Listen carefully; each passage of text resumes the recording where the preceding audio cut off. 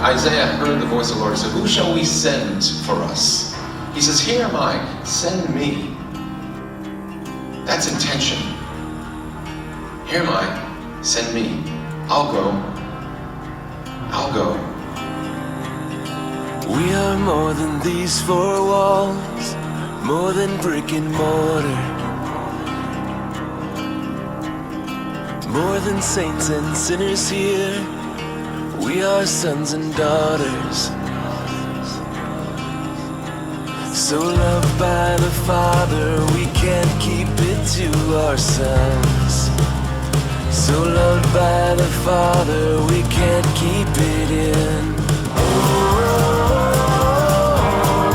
We will go to the world He so loves.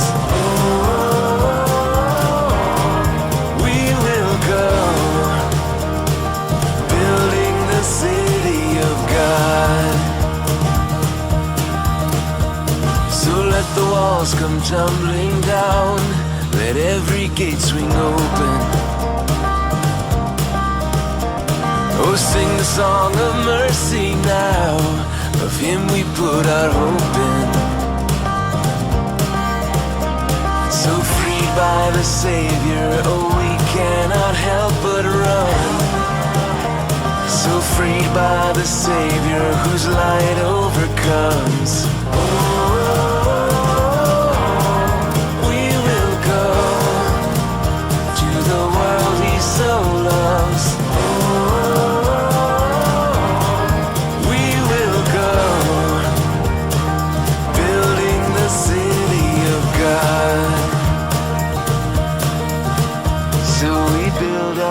Mercy on love's cornerstone, till every heart is His home. So we build on this mercy, on love's cornerstone, till every heart is His home.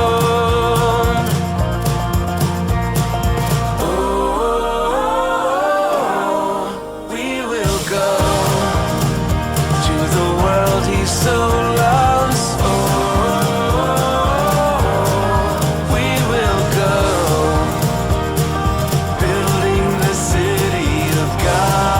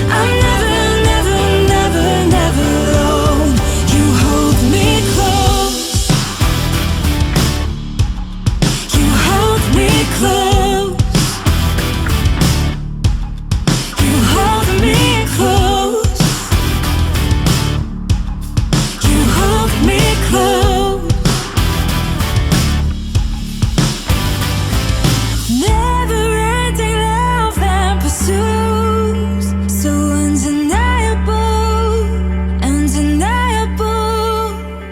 Your love is like a fire that consumes, so incredible, incredible. In the unknown, I hear you say you're never, never, never, never alone, and you won't let go. My heart is safe. I'm never, never, never, never alone. You hold me close. You hold me close. You hold me close. You hold me close.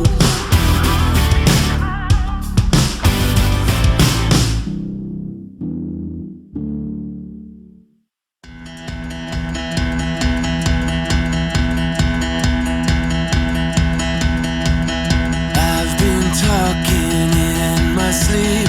I've been walking where the shadows keep me from your light and from your love. I've been listening to the wind. I've been waiting for a hand to lead me out, lead the way back home. Fire shut in my bones, light of these old roads and burn. Fall like a rushing wind, call this heart of stone to beat again, to hear your word and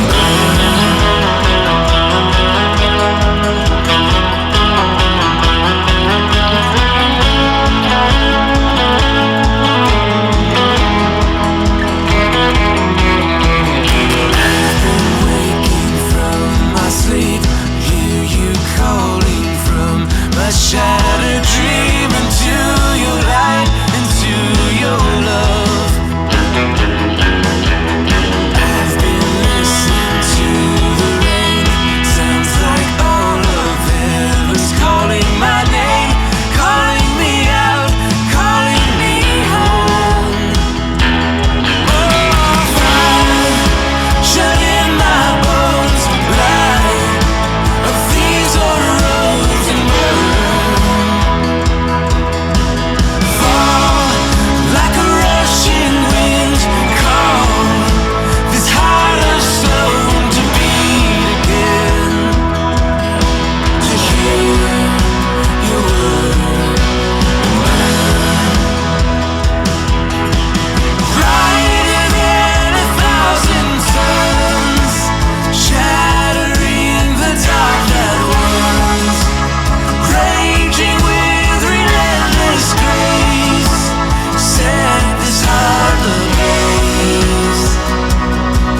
Won't you set my heart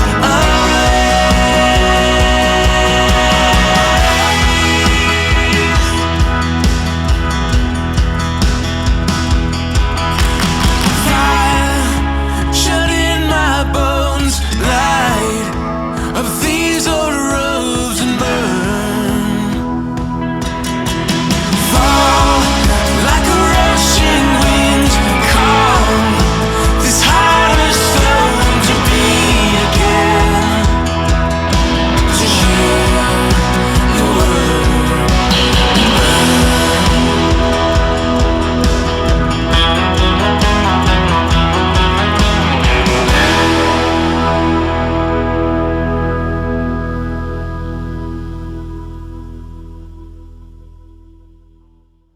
Hey everybody, welcome to Celebrate Recovery Sarasota. We're really glad to be here with you tonight. We have an amazing evening lined up for you. My name is Jason, and I am a grateful believer in and follower of Jesus Christ and in recovery from chemical addiction. Again, we're super glad to be here with you. If you guys are not following us on Facebook, first of all, what are you even doing with your life? Seriously, we ask that you would follow us on Facebook. Go on there, Celebrate Recovery Sarasota.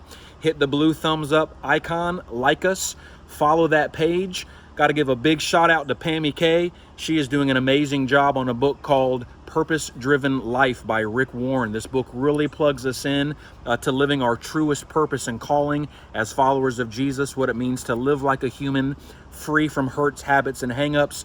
There are daily interactions, questions, videos. Pammy K is a natural behind the camera and having a really good time with that. This has really blessed me, so we encourage you to go on there and do likewise.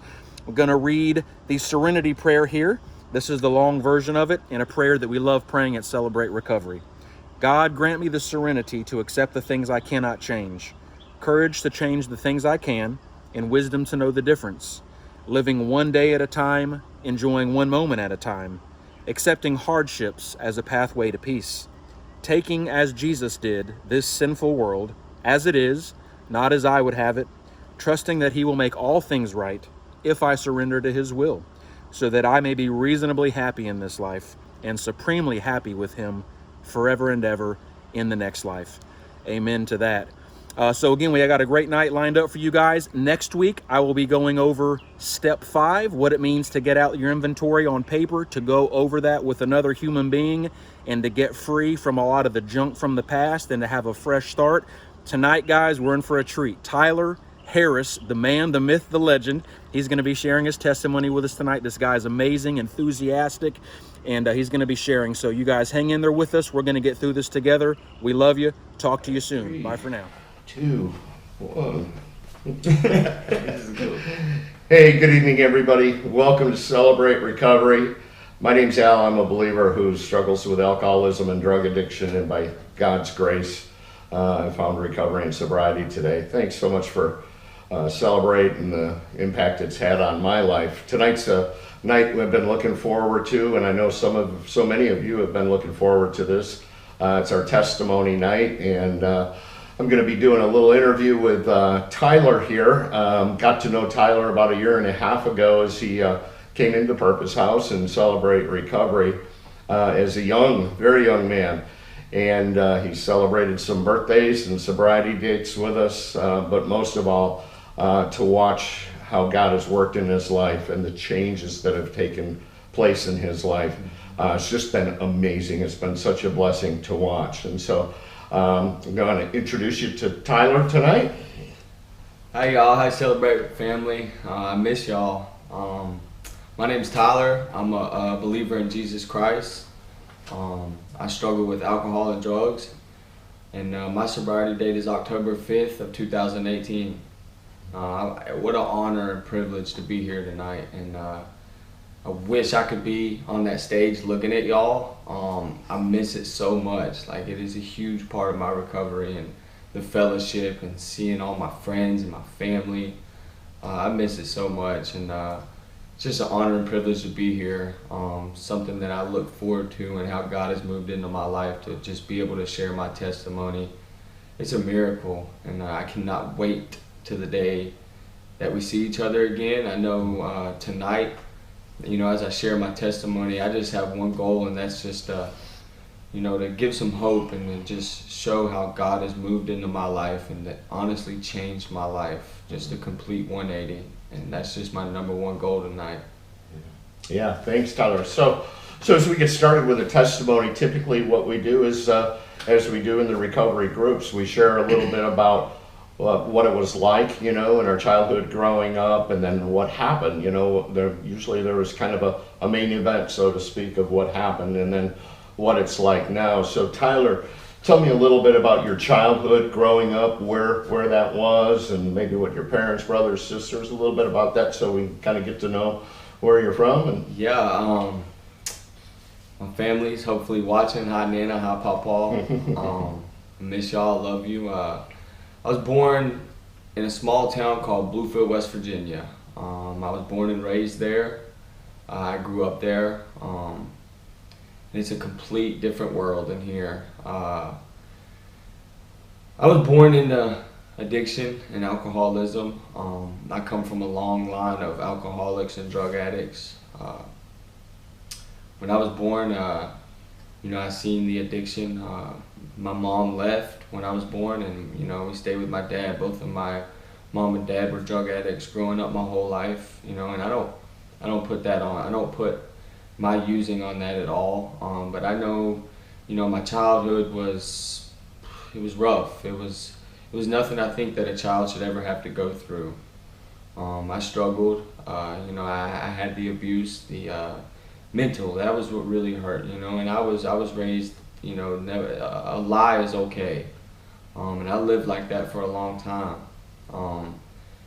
You know, and we finally got taken in, my brother and I have a brother, Zach, he's 2 years older than me, and I have a little sister, Allie, and she's 3 years younger than me. And my grandparents took my brother and I in at an early age. You know, we went to live with them full time, and Nana and Papa, y'all are my angels. I know I wouldn't be sitting here today if it wasn't for y'all. God knows where I would have been. And I'm thankful for that, you know, and they showed us the world. And Nana and Papa gave my brother and I a life that we could have never dreamed of, you know, but I just had so much hate, anger, fear growing up. I mean, it had me trapped. You know, I thought my whole life, I lived my whole life, well, if my mom doesn't love me, and if my dad doesn't love me, then nobody will love me. And I just put that wall up. You know, I believe I had the symptoms of alcoholism before I ever picked up the first one. I was irritable, restless. You know, I as a kid, I acted out to get attention. I was so fearful. I had self-centered fear. You know, I remember as early as a kid, you know, I'm never good enough. Nobody will love me. That person's talking about me, and I grew up with that. You know, and I was never gonna be like my mom and dad, and I truly said that to myself. And you know, fast forward a little later, you know, I met alcohol, you know, and I thought of alcohol as it wasn't a drug. You know, I seen what drugs did. I seen my mom and dad. I seen the life that it caused and the pain it caused everybody around them, and including me. You know, and I never was going to be like that. So I thought alcohol wasn't a drug because my mom and dad never drank. They just used drugs. And so I picked up a drink. And the first time I drank, it was a blackout. And the last time I drank was a blackout. And you know, when I drank for the first time, I found my solution. I found my solution to life. It stopped those voices in my head. It numbed me. And all I ever wanted to do was just get out of myself. Just get away from what was going on in my head. It gave me that confidence I looked for in life. How old were you at that time, you know, when you first started to use drinking and drinking as an escape? I picked up my first drink when I was 12 years old, and it was a drunk. And you know, and when I felt that for the first time, I chased that. I wanted to know myself. You know, and fast forward, you know, a year later, I'm a full-blown alcoholic. I'm drinking before school, and I was just chasing it, you know, and and it came with trouble. I picked up, by the time I turned 18 years old, I had 8 charges, probation, and every one of them was related to drugs or alcohol. Every single one of them. You know, but I didn't think I had a problem. I thought it was a choice. I knew that I was an alcoholic. I knew that I was a drug addict. I knew that because I couldn't stop. I had to have it every day, but I thought I could stop. I thought, you know, my mom and dad chose to do that. They don't have a problem with, I can stop whenever I want to. And that wasn't the case. You know, I continued drinking heavily. I was a blackout drinker, so it was, once I put that first one into my body, you know, when I heard of the phenomenon of craving in the big book and that alcohol is an allergy, it sold me to this program because I believed it. Because it don't matter what it is, my drug of choice, it doesn't matter. Whatever it is, I need more of it. It didn't matter what I did. You know, once I put that first drink into my body, you know, all bets were off. I did things I never said I would do, and it took me to places that I never would have been in, you know. And I started with alcohol, and you know, the drugs really had me in the end. I was just causing a scene. I made it through high school. I graduated high school by the grace of God. You know, I had an awesome probation officer and an awesome principal who really just gave me my diploma. I didn't deserve it, you know. And You kind of moved around a little bit too, right? What you were sharing with me. So I you were did, in West Virginia, and then I was born there, you know, and I went there, and you know, I was trying to escape. I was trying to escape me, you know, and I lived with my aunt in Michigan for a year and a half, and you know, I went there wanting a new life. I went there wanting to change who I was, but you know, everywhere I went with me, and I found the same people doing the same things, acting out the same way. Nobody could tell me nothing. I didn't care what you had to say. I was just angry, and I was mad at the world, and I didn't care. And you know, I got sent back there, and then you know, I went to a program like a juvie program for troubled youth, and I went there wanting a new life. I went there wanting to change my ways, you know, and I just couldn't do it. Only thing I knew how to do was to use. That was the only way I could survive in my mentality. That was where I was stuck at, and I didn't know a better way, you know. And I was doing anything to change the way I felt. And, you know, I graduated there, and I got sent to another program, and I went there with the same mentality. I'm not going to use anymore, because I'm miserable at this point. I'm 18 years old in full-blown drug addiction and alcoholism, and I'm miserable. I'm not having fun anymore. It's not fun. I was having fun with my older brother and his friends, you know, when I was 16, going out every night, blah, blah, blah, blah. That was fun, you know, but in the end, they, you know, all my friends could stop on the weekends, you know, and I had to go all day, every day, Monday through Friday, you know, 7 days a week, you know, and I did whatever it took to get what I wanted. I didn't care, you know, and I mean, I'm stealing from my Nana and Papa, the only ones who I felt who ever really cared about me, you know, and I'm taking from them because I had to get more, you know, and that's just. So was there something then? I mean, as like in my life, you know, it's like you get to a point where you say, this has got to change, you know, or there's a major event, there's something, you know, where you hit that wall. Was there something significant that happened that turned you around or got you to, you know, really look honestly at your situation and your circumstances? Yeah, you know, like I said, once I put a drink into my body, all the bets were off, and I got addicted to crystal meth, and that's what really, really took me to that bottom, you know, and I struggled for a good 8 months, you know, and for the last 3 months of my using, it was so miserable. I would wake up in the mornings wanting to go to detox and wanting to change and knowing I need help, but I couldn't do it. I was just so bound in it that I couldn't reach out, you know, and it took me picking up some charges, you know, and that when you're waking up every morning wanting to get help, wanting to go to detox, but you're still using, that's a miserable, miserable way to use, and you can't hide the pain, you know, and it took me some charges, and it took my Nana, my best friend, and the people that care about me to just say, you know, Tyler, I can't be around you. I don't want anything to do with you, you know, and that hit me, and I knew I needed help, and I reached out, and I told my mom that I need help, and I need to get to a treatment, and that's how I ended up in Florida, you know, and I had a week till I left for rehab, you know, and my mom and I used the whole way to rehab, you know, but in my mind, I'm thinking, you know, this is it. I truly feel like I hit my bottom because it just wasn't working. It wasn't escaping the pain. I knew I needed help, but I didn't know how to live. I didn't know how to live without using. And I knew I needed to get as far away as I could from where I'm from because I wanted a new life. And I know I couldn't get a new life where I'm from. And I ended up in Florida in a treatment, you know, and for 70 days I was in there. And it changed my life. The people bringing in meetings to that treatment changed my life, you know, and the detoxes were rough, and I still think about that today. And, you know, I'm just so grateful that, you know, God gave me I call it the gift of desperation. And that was just reaching out for help because I never once in my life said to anybody, I need help.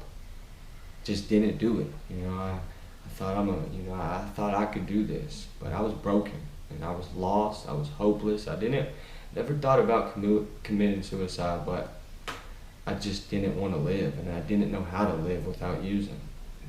Yeah. So you're in treatment, and then you'd shared with me before, every time you get out of treatment or out of jail, it was just right back to it, right back to it. You knew something had to happen this time. You told me, or you shared with me, that while you were in the treatment, you knew that if you didn't have a game plan after that. So tell us a little bit about that. You know, every time in jail, just like Alan said, you know, and I would honestly, you know, going through book and whatever, sitting in there for however many, you know, days, you're just sitting there, and I would tell myself, I'm never going to do this again. You know, I'm done. And I truly meant that. But as soon as I heard my name get called to pack my stuff, I only had one thing on my mind, and that was getting more. And I didn't understand it. I didn't understand my problem. You know, but I knew, that what changed my life was I was in treatment, and a guy brought a meeting in, and, you know, he's got more years sober than I've been alive. You know, I got clean when I was 20 years old. And he starts talking about God. You know, and my view on God, I hated God, and he for sure hated me from my past, you know, and I believed in God. You know, my Nana and Papa would take me to church, and I was miserable in there. I thought of God, you know, if he's this loving and caring God as everybody says he is, then why would he give me a mom and dad who abandoned me? And that's what I thought of God, you know, but I knew that if I wanted to change and if I wanted to have some hope, you know, a guy started talking about God, and I thought my story was rough, and he's telling his story, and he stayed sober for 30-some years, you know, and that night I went into my room at treatment, and God broke me down. I mean, when I say I fell to my knees, it was an experience like I never had before, and it changed my life. And that was when I surrendered, and I believe it. I truly surrendered that night, and I hit my knees, and I cried, and it was the first time I cried, and I don't know how long and how good it felt. And you know, I prayed to a God that I've never prayed to before, that I didn't know was listening. And I just told him, you know, I can't, God, if you're there and you're hearing me, I want your way and not mine. My way is not working. I was lost and I was broken. Mm-hmm. Yeah, so what was your game plan while you were in, so you're getting close to graduating from the treatment center? Share a little bit about that, how we get to know each other. Well, my plan, honestly, was to, in my head, my plan was I'm going to go back home, I'm going to save my mom, I'm going to save my dad, I'm going to save my brother, I'm going to get us all clean. We're going to all stop using, and we're all going to get clean. Yeah. And that was what I truly thought I was going to do. You know, I got 70 days for the first time since I was 12, and I'm on top of the world. I'm on that pink cloud. I'm just all over the place. And, man, thank God for, you know, the people bringing in meetings that shut that down and, you know, told me what to do and told me that, you know, they'll get me high before I get them clean, and I believed it. And I ended up... didn't know what a halfway house was, but, you know, that's what they told me I needed to do. And I was willing, you know, for the first time in my life, I had some open-mindedness, willingness, and a little bit of honesty in early recovery. I was working on that. And they found me a halfway house in Sarasota, Florida, the Purpose House. I didn't know what the Purpose House was. I didn't know what Sarasota, Florida was, but I know that I had a little bit of hope, and I wanted a new way of life. So I had to do, you know, they say if you want something you never had, you got to do something you never did. And that's what I did. And I remember Kelly picking me up. I remember my first week, you know, because, you know, when you're in treatment, you know, everything's nice. You get 3 meals a day. It's like everything's nice. You're bonded. But when you get out to the real world, it's hard, you know. And I didn't know how to live clean. I didn't know how to pay bills. I didn't know how to brush my teeth every day.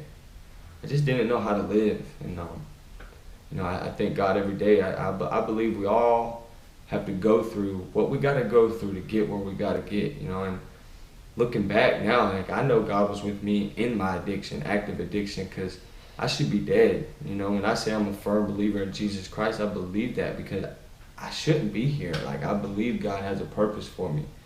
And I don't think a lot of us should be here, you know. And if it wasn't for something, in which I believe in Jesus, you know, we wouldn't be here.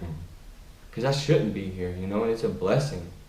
It really is. Yeah, so, you know, you were sharing with me, too, that the guys in the house, you're really connected with them. You picked up a good sponsor who'd been around the program, who kind of laid things out for you, and there was this weekend thing coming up that you were invited to, right? Yeah, so yeah. So yeah, you know, I dove head first into this program when I got out because I knew I had to. And I found a sponsor on Christmas Day, December 25th, 2018, and it was Bob Clucky. And I know you watched Bob, I love you. And it was the best Christmas present I've ever gotten in my life. It was the best thing that could have ever happened to me in my life. And it was a complete God thing. I had a lot of fear of getting a sponsor, much less being honest with another man and telling another man how I feel. It just wasn't in my book. It just something I never did, you know. And my life changed, and I built a relationship with my sponsor, which I think is huge. You know, you have to have a sponsor if you want to recover. If you want to stay clean and you want a new way of life, you have to have a sponsor and you have to work the steps. And I did that, and it changed my life. That hole that I filled with drugs and alcohol, you know, got filled with the step work and God. And that was what I was always looking for, is just to fill that hole. You know, and those 12 steps, you know, taught me who I was and made me love myself. And if it wasn't for the Purpose House and it wasn't for the guys that were in that house when I moved in there, that the fellowship and support group and true friends, like true friends who I can count on for anything, you know, I know I wouldn't still be here today, you know. It's a true gift from God, and I'm just so thankful for it, because I know if I would have left that treatment and went back home, I would not be sober today. I just know it. Yeah. So you went he invited you to go on a retreat with him. Yeah, I think there was something happened there. I did. It was a Matt Talbot retreat. It's like a spiritual retreat, and my sponsor was leading it. And it was the last night there, and Dr. Sutton was speaking, and my sponsor Bob Clucky were speaking, and they put up an altar at the end, you know, and just said, if you like anything we can pray for you for, just come on up. And I went up there not knowing what I was going to say. I know I needed some praying. I was in early recovery, and early recovery is rough. It just is, you know. And I walked up there and had no intentions to giving my life to Christ. I didn't. But I started getting on my knees, and I don't know where it came from. I truly don't. But I just told Bob, I said, I want to give my life to Christ. I'm tired of me. And I had an experience that, once you experience, I feel something like that, you know, you just can't look back. I can't look back. I can't forget that, you know, and I couldn't imagine, you know, I'm a one white chip wonder is what they call it, you know, and I haven't relapsed. And I know it, I don't have to relapse, but what I've experienced in recovery today, like, there's nothing that any drug could make me change the way I feel, and there's not enough to hide what I've experienced today. I just couldn't do it.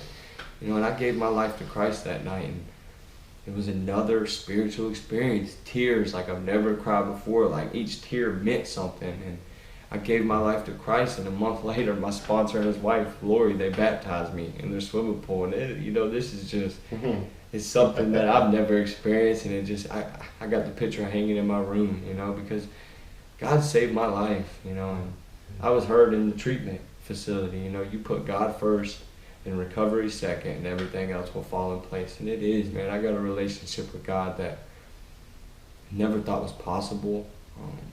You know, especially with what's going on right now in these COVID times. You know, we can't go to meetings, we can't see each other. You know, and I'm just leaning on Him even more. You know, and the good and the bad. Because, you know, my worst day out here is better than my best day when I was out there. It just is, man. And, you know, I'm young, and I struggled in early, you know. I got sober when I was 20 years old, and I thought, how am I going to do this the rest of my life? Like, I'm never going to have fun, you know. And I would not still be sober today if my life was not way better than it was before. Because if this life was miserable, then I might as well go back out to being miserable. Yeah. And I believe you work this program, and I don't work a perfect program. It's progress, you know. And I have my struggles, but I believe if you dive into this program and you do what people have done that have years of sobriety and that are working a program, you get a sponsor, do the steps, and dive into this program, you will stay sober. You know, because a year and a half ago, if you told me I'd still be sober today, I told you were crazy. Yeah. There's no way. Yeah. So they're telling you in treatment, you're going to Sarasota, you're going to Halfway House, you have no idea what to expect. You end up in a group of guys that you end up being your best friends, going on a retreat. But this place that you're going to, you're praying to God, asking Him to help you with something, and He puts you in a place that's a faith-based recovery program. And one of the things is you got to go to Celebrate Recovery on Sunday nights. Yeah. What did you think about that? I tell you, when I first moved into the Purpose Housing, they told me Thursday nights I got to be home and Sunday nights I got to go to Celebrate Recovery, and I was angry. And it wasn't because I wasn't with the God thing. I didn't want to be told what to do. Mm-hmm. I just didn't. Yeah, I didn't. right. They told me I got to be there at Sunday, so I was the one, all right, I'm gonna be on my phone. I'm gonna show them, or I'm gonna put headphones in. I'm gonna show them, just in my old ways, But God moved into my life, When I took those headphones out and seen people changing, and I seen God moving in other people, I wanted that. I like to be around people that have what I want, not a nice truck or anything. The way they carry themselves. And I tell you what, now I miss jumping around at CR. Like when I'm in CR and I'm in worship and I'm in church, I get a high, I get a rush, I get God moving in my life that better than any feeling drugs have ever gave me. I get a feeling that it's unreal, and it's just about being connected, If I'm not doing what I'm doing, I lose that, and I've had that in sobriety. It's, God's will and my will, it's a struggle every day, and I got to do the same thing every day to keep God's will into my life, and I've struggled with working my will, and it leads to misery every time. Yeah, so true, so true. So you've been with us for a while. You were an alcoholic and admitted drug addict before you were even of the legal drinking age, and you got sober before the legal drinking age, and you spent your 21st birthday doing what? Man, my 21st birthday, and I'm thinking what am I gonna do? And the guys from my house, Jeff, Ben, all of them, they took me to Livingston's on my 21st birthday, and we went out, and I cried. Like, I couldn't believe I got these friends caring about me doing this stuff, and it is just, my friends that I thought I had out there before, I don't hear from them. Mm-hmm. Yeah. It wasn't a happy birthday, it's just, these are my real friends, and they showed me a better way of life. And I don't have to go out partying on my 21st birthday. I didn't know what to do. I didn't care if it was my birthday or a bad day or a good day. I was using, Right. Well, it's been, such a blessing to watch you grow and to be, good friends with your sponsor, and to just see how his life has impacted your life. I know you wrote a poem while you were in treatment. You wanted to read that. I'd like for you to share that with us, but also, and when you get done with that, what words would you have? Young people, I came into the program when I was 22, but I wasn't ready, You were ready when you got here, but, young people, they come in and they look at it like, man, like you did, like, what am I going to do for the rest of my life, and we learn in the program that it's one day at a time, and that we cherish the life that we have and how we live that life, and that's how we stay sober, because what we have is so cherished, but we're going through difficult times, so, if you would share the poem with us, and then just in closing, kind of share with maybe some of the younger folks who are struggling right now, what would your suggestion be? What would your recommendation be? Say, this is what I want to share, before I read this poem, I want to share a quote from Bob Cluckey. It's my favorite quote, that is, Jesus didn't come to make bad people good. He came to make dead people live. And I know I was a dead person. This is a poem I wrote 30 days clean in rehab, and it still sticks with me, and it's called Addiction. I'm writing a poem about addiction. Alcohol and drugs go together just like friction. It started with weed, and that planted the seed. They call it a gateway drug for a reason, just like sniffing pepper will have you sneezing. Once weed wasn't enough, I realized my life was gonna get rough. I remember doing my first pill, and that's when life went downhill. The day I met booze, and it seemed like every morning I'd hit snooze. I loved to drink to hide the pain, and not knowing it was making me insane. And I didn't even care my nana had tears just like the rain. Once we admitted we need help, we can all be winners like Michael Phelps. And if you don't, If you don't, you will die. And who really wants to make their family cry? Yes, we will struggle every day, but for me, I wouldn't want it any other way. I tell myself that I can do it because I know that I've been through it. I never want to go back to the way I used to feel because sobriety life is better than any pill. Amen. That's Yeah. awesome.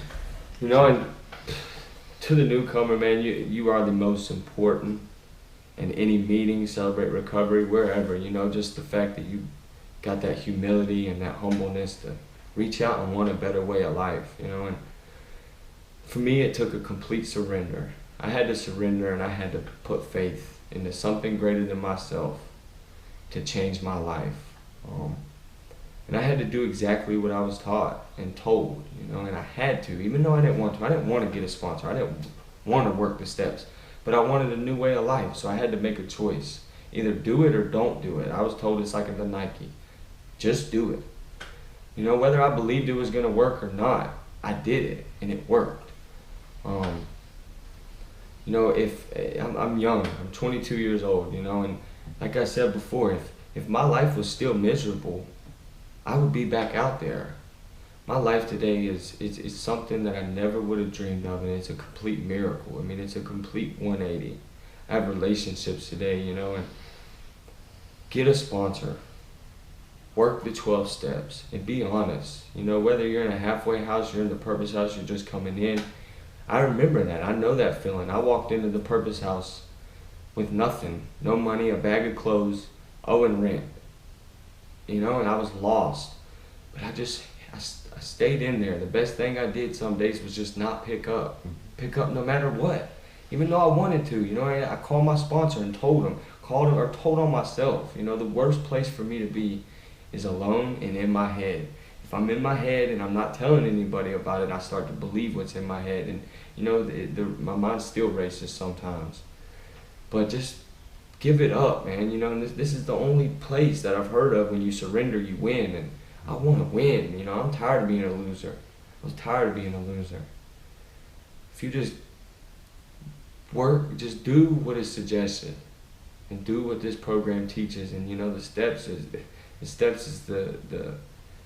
it's a key to like happiness for my life, you know, to me.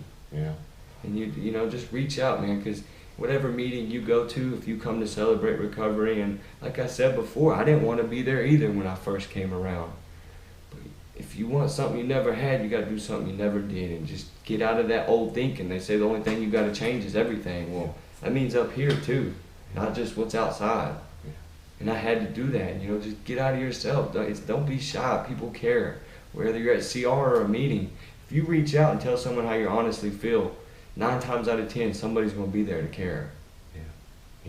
Yeah. Thanks so much. You know, not only have I seen you grow, you know, spiritually, but, you know, the disciplines that you have in your life today. I mean, who would have, you were just kind of showing, you know, I pulled in the driveway at your place, you know, a month or two ago, and there's a beautiful truck, nice shiny truck sitting in the driveway, and I'm like, is that yours? He goes, yeah, that's mine, I just got that.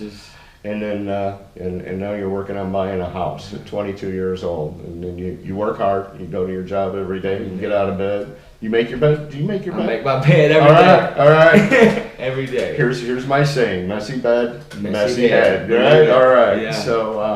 So thank you so much, Tyler, for sharing with us tonight. Wasn't that great? Just give him a hand wherever you're at. All right. And, we just thank you for tuning in tonight. God can work miracles in amazing ways, and you know, as Tyler was sharing, these are difficult times. So you know, we're available through Facebook. There's phone numbers.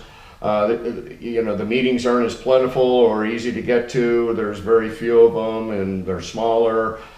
Things are different, but you know what? We're going to get through this. God is good. He's just working out some new ways of helping us stay sober, and this is one of them. Sitting in my kitchen here, videotaping this for you guys tonight. It's been a pleasure. It was great to see you, even though I'm looking at a camera, but we know you're out there, and we'll see you guys on Sunday night. See you Sunday night, and thanks again, Tyler. I love you, buddy. God bless you. Good night, everybody. Good night. Boom. Good job, bro. I think that was good.